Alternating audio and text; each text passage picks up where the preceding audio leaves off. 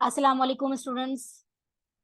जैसा कि आप जानते हैं कि एसएससी के बोर्ड एग्जाम जो है वो शुरू हो चुके हैं और शाह ग्रुप एजुकेशनल चैनल जो है वो आपके लिए ये फैसिलिटी लेकर आ रहा है कि हर शाम को होने वाला पेपर जो है वो अपलोड कर दिया जाता है।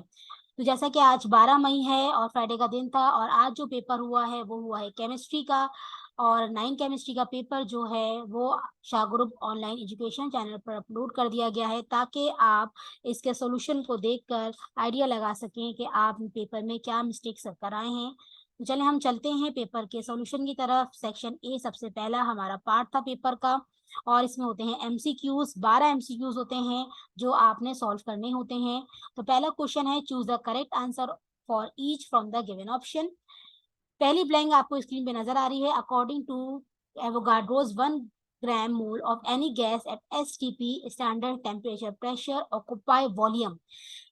एवोगाड्रो के मुताबिक किसी भी गैस का 1 मोल कितना वॉल्यूम ऑक्यूपाई करेगा। तो इसका राइट आंसर क्या है? जी हाँ, इसका राइट आंसर है 22.4 डेसीमीटर क्यूब। नंबर 2 ब्लैंक है हमारे पास। Dry cell produce a potential of. Dry cell का पोटेंशियल कितना होता है? आपके पास 4 पोटेंशियल डिफरेंस दिए जा रहे हैं और आपने इसका बताना था राइट पोटेंशियल। तो इसका राइट पोटेंशियल है 1.5 वोल्ट। एमसीक्यू नंबर 3 है, leakage of helium gas through gas balloons is an example of. अगर किसी भी बलून में से गैस लीक होना शुरू हो जाए तो वो किस फिनोमेना की एग्जांपल है? डिफ्यूजन, इफ्यूजन, एवोपरेशन या मोबिलिटी।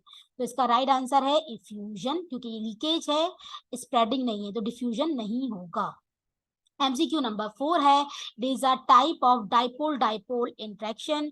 आपके पास 4 जो है वो बताई जा रही है ऑप्शंस देकर कि डाइपोल डाइपोल जो है वो किसकी एग्जांपल है? वो है हाइड्रोजन बॉन्ड की। MCQ number 5, the only halogen exist in liquid state at room temperature. आपको 4 हेलोजन दिए जा रहे हैं और आपने बताना है कि इन चारों में से वो कौन सा हेलोजन है जो रूम टेम्परेचर पर एग्जिस्ट करता है। जी हाँ, ब्रोमीन यानी Br2। एमसीक्यू नंबर 6 है, 5% M/M aqueous solution means that 5 gram of solute is dissolved in। आपने बताना है कि हमारे पास कंसंट्रेशन जो है वो 5% है अगर सोल्यूशन की, और सोल्यूशन पानी में बना हुआ है और हमने उसके अंदर डिसॉल्व किया है 5 ग्राम सॉल्यूट, तो हमारे पास सॉल्यूशन जो सॉल्वेंट होगा वो कितना होगा। तो 4 ऑप्शन आपको नजर आ रहे हैं, इसका राइट आंसर है 95 ग्राम। 95 प्लस 5 बन जाएगा 100%। MCQ number 7, the branch of chemistry that deal with the compounds in living organism is called. कह रहे हैं कि केमिस्ट्री की वो ब्रांच जो कि ऐसे कंपाउंड्स के बारे में डिस्कस करती है जो लिविंग ऑर्गेनिज्म के अंदर पाए जाते हैं। तो बच्चों 4 ब्रांचेस आपको दी गई थी, आपने यकीनन किस पे राइट किया होगा? बिल्कुल बायो केमिस्ट्री पर। ऑर्गेनिक केमिस्ट्री इसलिए नहीं हो सकता क्योंकि ये हाइड्रोकार्बन की केमिस्ट्री है। एमसीक्यू नंबर 8 है, electrons pair which are not shared by atom are called. कह रहे हैं कि ऐसे इलेक्ट्रॉन जो कि एटम में शेयरिंग नहीं करते वो कौन से इलेक्ट्रॉन्स कहलाते हैं? बिल्कुल सही, लोन पेयर। लोन पेयर की शेयरिंग नहीं होती। नंबर 9 है, the symbol of silver is. ये तो बहुत ही आसान एमसीक्यू पूछा गया था। सिल्वर का आपको सिंबल बताना है और आप मुझे खुद बताएंगे कि इसका क्या होगा। AgCSI AuSN, बिल्कुल सही, Ag इसका राइट आंसर है। MCQ number 10, this atomic model is known as the quantum mechanical model of the atom. कह रहे हैं कि आपको 4 साइंटिस्ट के एटॉमिक मॉडल देकर पूछा गया था कि कौन सा मॉडल जो है वो क्वांटम मैकेनिकल मॉडल कहलाता है। तो इसका राइट आंसर क्या है? जी हाँ, स्कॉन्जिटिवर एटॉमिक मॉडल जो कि साइंटिस्ट ने पेश किया था। एमसीक्यू नंबर 11 है, ये बहुत ही आसान एमसीक्यू पूछा गया था। 4th and 5th period in periodic table are called. आपने बताना था कि चौथा और 5वां पीरियड कौन सी फॉर्म होता है पीरियोडिक टेबल की? शॉर्ट, नॉर्मल, लॉन्ग या फिर वेरी लॉन्ग पीरियड। तो इसका राइट आंसर है लॉन्ग पीरियड। लास्ट एमसीक्यू हमसे पूछा गया था, electronic configuration is the distribution of. आपने बताना है कि इलेक्ट्रॉनिक कॉन्फ़िगरेशन बेसिकली किस पार्टिकल की कॉन्फ़िगरेशन है। नाम से जाहिर है किसकी है? बिल्कुल इलेक्ट्रॉन्स की। तो बच्चों ये था हमारा सेक्शन ए, जिसमें 12 एमसीक्यूज आपसे पूछे गए थे। अब आप खुद अंदाजा लगा सकते हैं कि आपके कौन से एमसीक्यूज गलत हुए और कौन से सही। नेक्स्ट की तरफ हम चलते हैं। नेक्स्ट है हमारे पास सेक्शन बी, और सेक्शन बी होता है हमारे पास शॉर्ट क्वेश्चन आंसर का सेक्शन। इसमें हमें करने होते हैं जनाब 8 सवाल, और हमें दिए जाते हैं 12 सवाल। तो चले हम चलते हैं सेक्शन बी की तरफ। पहला सवाल जो हमसे पूछा गया था वो है, what is mean by the term period and group with respect to periodic table, identify period and group of N7 and Na11। Answer देखते हैं। Period, the horizontal rows of the periodic table is known as period. Group की definition है, the vertical column of the periodic table is known as group. ये question जो है वो दो part में पूछा गया था, एक पार्ट का जवाब मैंने दे दिया। सेकंड पार्ट में हमें एलिमेंट दे दिए गए और उसका एटॉमिक नंबर देकर पूछा जा रहा है कि वो किस ग्रुप से बिलोंग करता है। पहला है हमारे पास N यानी नाइट्रोजन। तो हम जानते हैं कि नाइट्रोजन ग्रुप 5A से बिलोंग करता है, और इसका जो पीरियड होता है वो होता है जनाब सेकंड एलिमेंट हमसे पूछा गया था सोडियम, और सोडियम हम जानते हैं कि इसका ग्रुप होता है 1 है और इसका पीरियड है 3rd। नेक्स्ट क्वेश्चन देखते हैं, question number 3।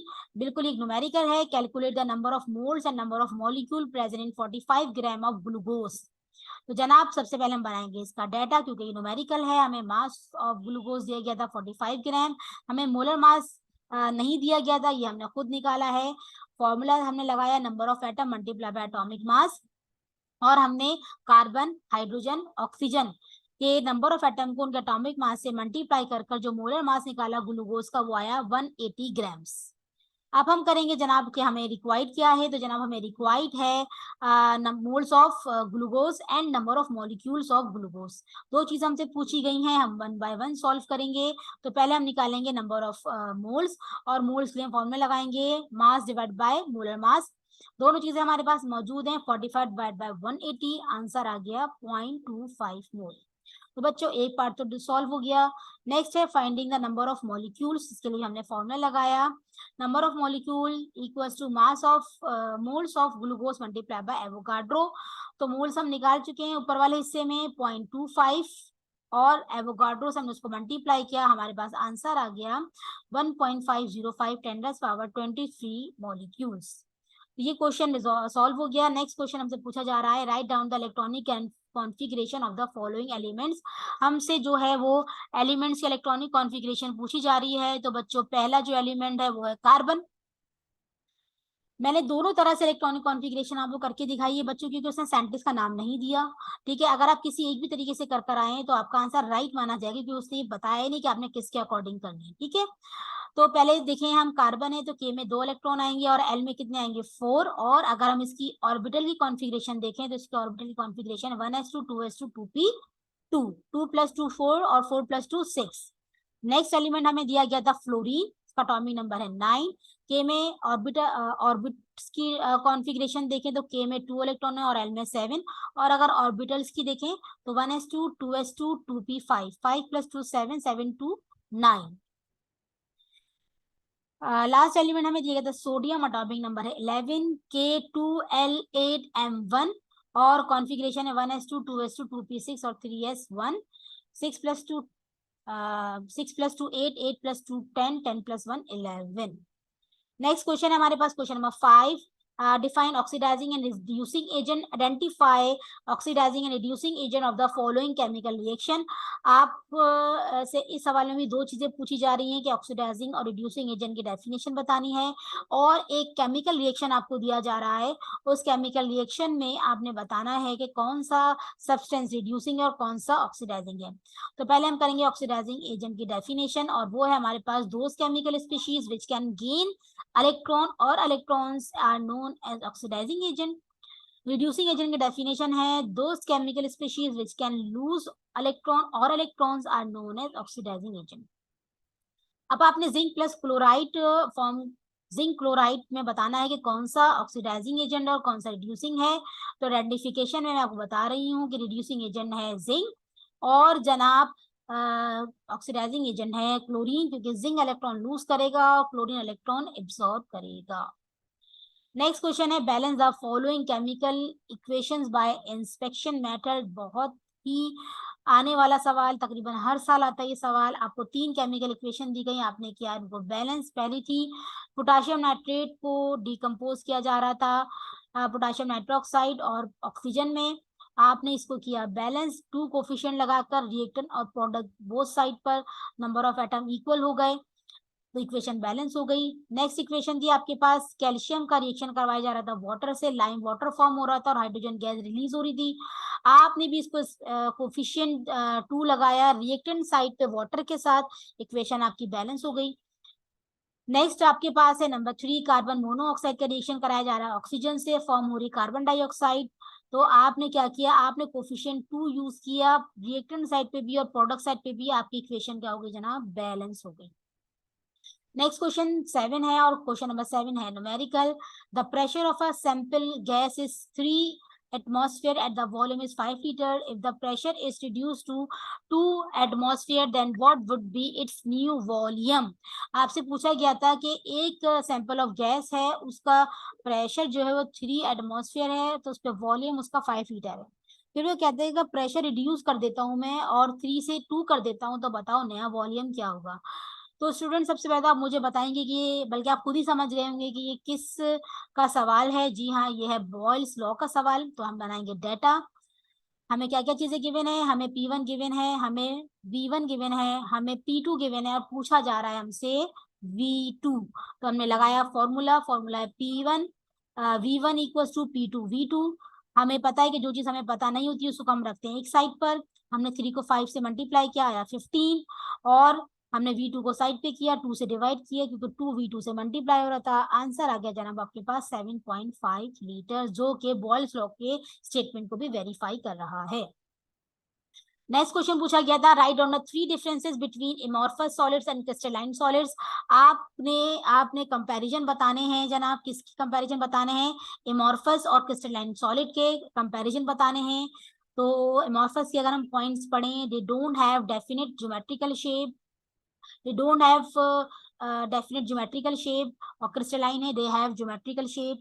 Amorphous solid are isotropic, crystalline solid are anisotropic.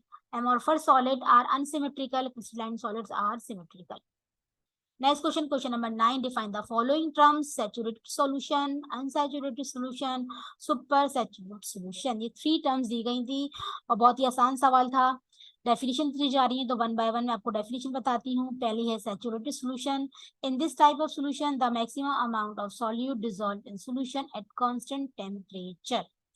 Unsaturated बच्चों है unsaturated solution. In this type of solution minimum amount of solute dissolved in solution at constant temperature.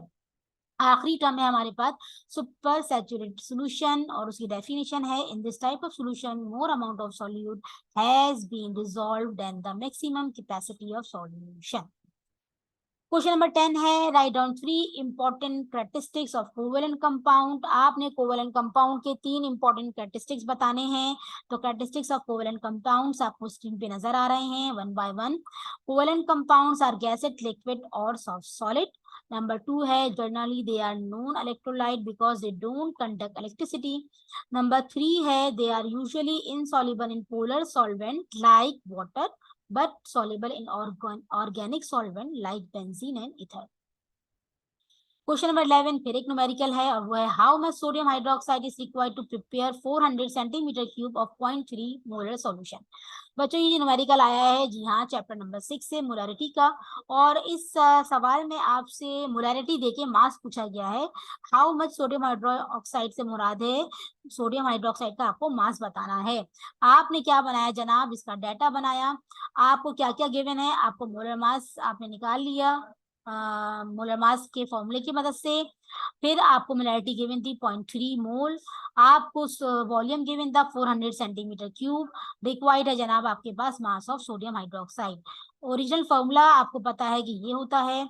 सवाल के मुताबिक हमने फॉर्मूले को अरेंज किया तो हमारे पास फॉर्मूला क्या बना, mass of sodium hydroxide equal to molarity of NaOH यानी sodium hydroxide multiply by molar mass of sodium hydroxide multiply by volume of solution in centimetre cube. क्योंकि वॉल्यूम हमें सेंटीमीटर क्यूब में दिया जा रहा है, डिवाइड बाय क्या हो जाएगा 1000 हो जाएगा। ऑल वैल्यूज जो थी हमें जो गिवन थी वो हमने क्या कर दी, इस फॉर्मूले के अंदर पुट कर दी, तो आने वाला आंसर आ गया हमारे पास 4.8 ग्राम। यानी आपको कितना मास चाहिए होगा 0.3 मोलर सोल्यूशन बनाने के लिए, 4.8 ग्राम।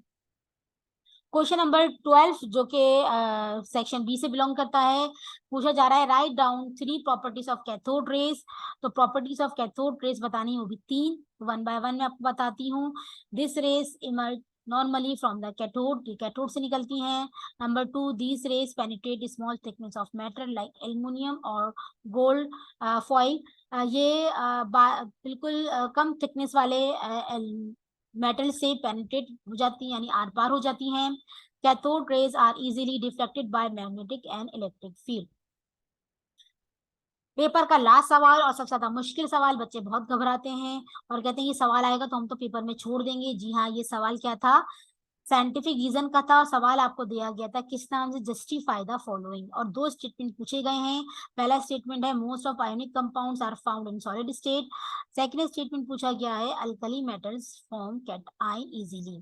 तो पहला रीजन है इसका क्या, पहला रीजन हम बताएंगे मोस्ट ऑफ आयोनिक कंपाउंड जो है वो क्यों सॉलिड स्टेट में पाए जाते हैं। कहा जा रहा है कि ज्यादातर आयोनिक कंपाउंड जो है वो सॉलिड होते हैं। So most of ionic compounds are found in solid state because ionic compounds contain ionic bond which is most strongest bond and they have a strong attraction between them. यहाँ पे बेटा मैं ये एक्सप्लेन करूंगी तो ये साइंटिफिक रीजन है ताकि बच्चों के कॉन्सेप्ट क्लियर हो जाए। आपसे पूछा गया था कि आयनिक कंपाउंड सॉलिड क्यों होते हैं, तो इसका रीजन ये है कि आयनिक कंपाउंड फॉर्म होते हैं by the transfer of electron से, और इलेक्ट्रॉन ट्रांसफर होने की वजह से इनके दरमियान एक बहुत ज्यादा स्ट्रॉन्ग बॉन्ड फॉर्म हो जाता है और वो बॉन्ड होता है आयनिक बॉन्ड। और आयनिक बॉन्ड के फॉर्म होने की वजह से जो एटम इलेक्ट्रॉन लूज करता है उसके ऊपर आता है पॉजिटिव चार्ज, और जो एटम इलेक्ट्रॉन गेन करता है उसके ऊपर आता है नेगेटिव चार्ज। इसकी वजह से स्ट्रॉन्ग बॉन्ड फॉर्मेशन की वजह से ये कंपाउंड्स क्या होते हैं, बहुत ज्यादा सॉलिड होते हैं। नंबर 2 हमसे पूछा गया था कि अल्कली मेटल्स कैटाइन क्यों फॉर्म करते हैं। सबसे पहले तो हम ये बात जानते हैं कि तमाम मेटल्स जो वो कैटाइन फॉर्म करते हैं क्योंकि उनके आउटर मोस्ट शेल में इलेक्ट्रॉन्स क्या होते हैं, ज्यादा होते हैं। Alkali metals form cation because they lose electron from outermost shell to get the position of noble gases. That is the reason they form cation. Alkali metal cation इसलिए form करते हैं क्योंकि वो इलेक्ट्रॉन लूज कर देते हैं अपने outermost shell से, क्योंकि उनके पास वो एक्स्ट्रा होते हैं। और वो क्यों लूज करते हैं, इसलिए लूज करते हैं कि वो नोबेल गैस जैसी फॉर्मेशन हासिल करना चाहते हैं। तो बच्चों ये था हमारे आज होने वाले पेपर का सेक्शन बी, जिसके तमाम सवालों के आंसर जो है मैंने आपको एक्सप्लेन किया और बताए भी, ताकि आप जो है वो आइडिया कर सके कि आप कितना परसेंट पेपर जो है वो सही कर आए। अब हम चलते हैं पेपर के लास्ट पार्ट सेक्शन सी की तरफ, जो कि सबसे बड़ा और सबसे मुश्किल भी होता है। तो देखते हैं सबसे पहला सवाल, explain the corrosion of iron and describe any 4 method to prevent metal from it. ये सवाल 2 हिस्सों में पूछा गया है। कह रहा है कि क्रूजन ऑफ आयरन बताइए, उसकी डेफिनेशन पूछी गई है, फिर कह रहा है कि 4 मेथड भी बताओ जिसके जरिए से हम किसी भी मेटल को जो है वो क्रूड होने से बचा सकते हैं। तो पहला हम देखते हैं इसका आंसर जो है डेफिनेशन क्रूजन ऑफ आयरन की, वो क्या है, it is an electrochemical process, it iron undergoes redox reaction in the presence of air और water to form iron oxide called corrosion of iron. कहा जा रहा है कि अगर आयरन को, हमने हमारा तजुर्बा भी है कि अगर हम आयरन को हवा में रख दें तो हम ये देखते हैं कि कुछ टाइम के बाद उसके ऊपर एक ब्राउन सी लेयर बन जाती है। बेसिकली आयरन जो होता है वो सिल्वर, बिल्कुल व्हाइट कलर, सिल्वर कलर का एलिमेंट होता है, लेकिन क्रूडेड होने की वजह से वो ब्राउनिश कलर में हमें नजर आता है। वो ब्राउनिश लेयर जो होती है वो क्रूजन की ही होती है। तो ये तो हो गई क्रूजन की डेफिनेशन। अब आ जाएं प्रिवेंटेशन फ्रॉम क्रूजन, हम किस तरह से मेटल्स को क्रूडेड होने से बचा सकते हैं। All metals can be prevent from corrosion by the following methods. पहला है एलोआइन, एलोआई बनाकर भी बना सकते, एलिमेंट्स को हम क्रूड होने से बचा सकते हैं। Formation of alloy prevent metal from corrosion by reducing its ability of oxidation. Example बताई जा रही है कि अगर हम आयरन का बनाएं एलओआई, तो आयरन का एलओआई कौन है, जी हाँ स्टील है, और बनता है वो किस तरह से कि आयरन बेसर मेटल है उसमें मिक्सिंग कर देते हैं हम क्रोमियम निकल की, और आयरन जो है स्टील में कन्वर्ट हो जाता है और स्टील क्रूडेड नहीं होता। ये तो बात हम बहुत अच्छे से जानते हैं, सालों सालों पानी में पड़ा रहा है तब भी ये क्रूडेड नहीं होगा। नंबर 2 है मेटेलिक कोटिंग, इलेक्ट्रोप्लेटिंग इसे हम कहते हैं। All metals can be protected from fusion by coating its surface with other metal like tin or zinc. The coating of metal at the surface of other metal by electrolytic process is called electroplating. Metal like iron can be electroplated with chromium, nickel and silver. Number 3 method है हमारे पास कैथोइक protection. It is applied to protect underground pipes, tank, oil rigs from corrosion by making these material as cathode. The active metal like magnesium, aluminum is used and connected with iron. This active metal itself oxidize and prevent other metal from corrosion. Number 4 method है coating with paint. ये तो बहुत ही आसान तरीका है, आप भी जानते हैं. A metal is commonly coated with paint to protect it from corrosion. Paint prevent the reaction of metal with oxygen, moisturizer and other harmful chemical agent. तो ये क्वेश्चन कवर हुआ. नेक्स्ट क्वेश्चन है question number 15. Explain the importance of glue and epoxy resin in our society. आपने glue और epoxy की importance बतानी है हमारी सोसाइटी में. ये ऐसा सवाल है जो कि क्वेश्चंस की फॉर्म में तो मौजूद नहीं है, लेकिन ये एक पैराग्राफ फॉर्म में मौजूद है. ये आपसे पूछा गया. आपको ये सवाल देखकर आइडिया हो गया होगा कि एग्जामिनर कहीं से भी कोई भी सवाल कर सकता है. The importance of glues and epoxy resin in our society. Synthetic adhesive like epoxy resins and glue are the substance that stick to the surface of the other object. ये तो definition हो गई. अब इसकी importance क्या है? The material like plastic, wood, metal, ceramic, glass and rubber etc. at which glue is applied are called substrates. Glue and epoxy resins are used as fixing of soles of the bodies of shoes and woodworking. Natural rubber bond to substrates or contact. They are used in self-adhesive envelopes. Epoxy glue contain epoxy. It forms a strong bond with glass, plastic, plywood, laminated boards, and ceramic. Another use for epoxy resin is decorative flooring applications. Commonly, epoxy resin are used where water resistance is required. Bridges, dam, power station and also coated with epoxy resin. तो बच्चों ये था question number 15. Next question number 16 की तरफ चलते हैं. ये बड़ा ही लॉजिकल सवाल पूछा गया था. An atom has only one electron in its M shell. Then what would be its atomic number? Identify the element and write 4 common characteristics of the group from which it's belong to. कह रहा है एक atom है जिसका आखिरी electron M shell में है. उसका एटॉमिक नंबर बताओ और ये भी बताओ कि वो किस ग्रुप से बिलोंग करता है और उस ग्रुप के 4 कैरेक्टरिस्टिक्स लिखो. ये सवाल आया है बेटा चैप्टर नंबर 3 से. तो चले हम इसका 1 बाय 1 जवाब देते हैं. पहला है एटॉमिक नंबर उस एलिमेंट का होगा 11 जिसके आखिरी शेल में एक इलेक्ट्रॉन और वो एलिमेंट है सोडियम. 2 बात हो गई. फिर तीसरी है कैरेक्टरिस्टिक्स. हमें बतानी है ग्रुप की कैरेक्टरिस्टिक्स और वो है 4 पूछी गई हैं. तो 1 बाय 1 बताऊंगी. Their valence shell contain 1 electron. They can lose 1 electron to get stability. Their oxidation state is +1. They have high melting and boiling point.